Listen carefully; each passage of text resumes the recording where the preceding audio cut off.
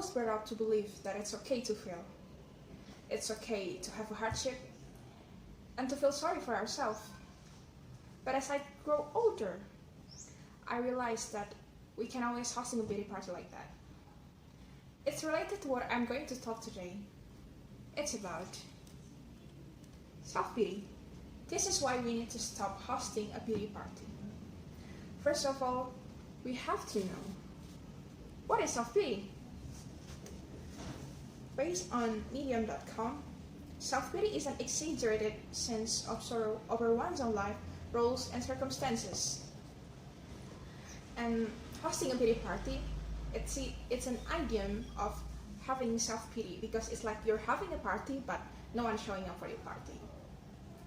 After we know the definition of self-pity, we can say that having self-pity is like a toxic habit. But why do we tend to enjoy our self-pity?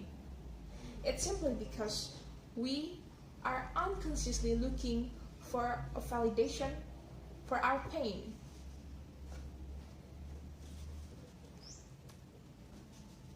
And then, my self-experience about self-pity.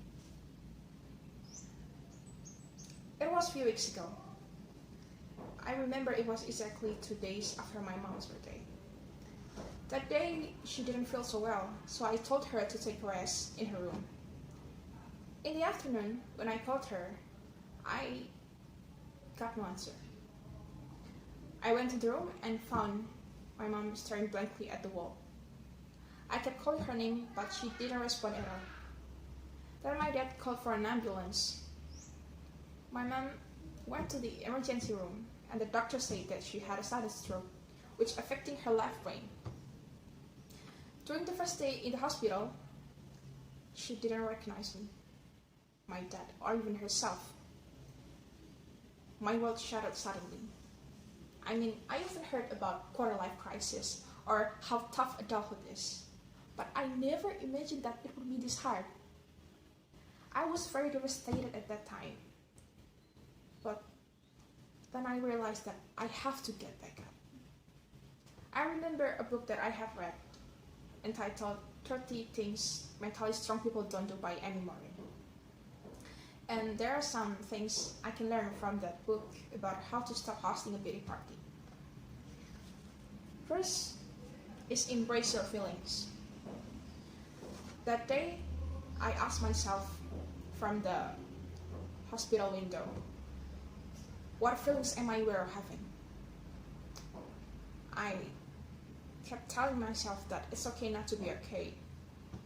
And I want to be honest to myself and let those negative emotions go. The second is replace thoughts that encourage self-pity.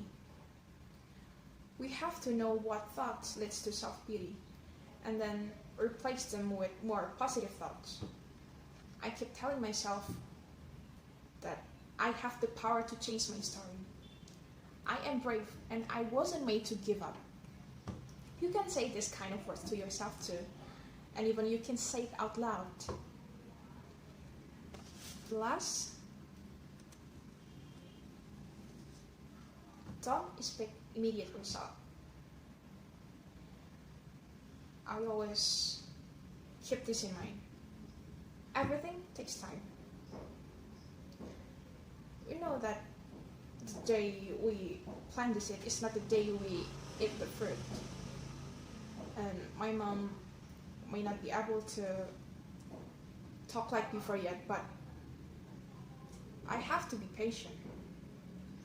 I have to be patient. Maybe it's a long process, a very long process, but I have to be really, really patient because I know it's worth the wait. And I like to finish this by saying, you decide. We decide. I know that there are some things we cannot control, but we can still control what thoughts and feelings we allow in. Don't keep hosting your pity party. Don't keep feel sorry for yourself. Try to embrace your feelings, grow more positive thoughts, and enjoy the process. I hope all the good things always be with you. Thank you.